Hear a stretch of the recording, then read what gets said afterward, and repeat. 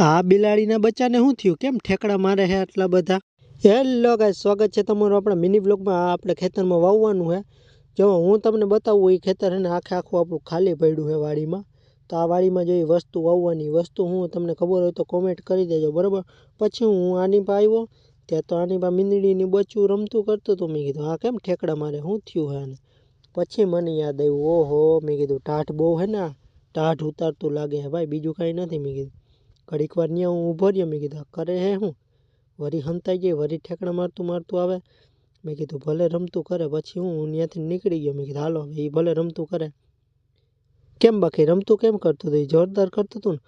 પછી હું જોવો હે ને આપણે આ એક ખેતરમાં જોવા હું આવી ગયો. આ એક ખેતરમાં આપણે ઉગી ગયું જે વાવ્યું, અને આ ખેતરમાં આપણે પાછું વાવવાનું છે આજે.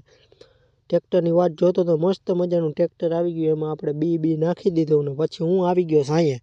તડકે કોણ બે ટ્રેક્ટરવાળો. મેં કીધું ભલે વાવ્યા રાખે, બીજું શું હોય.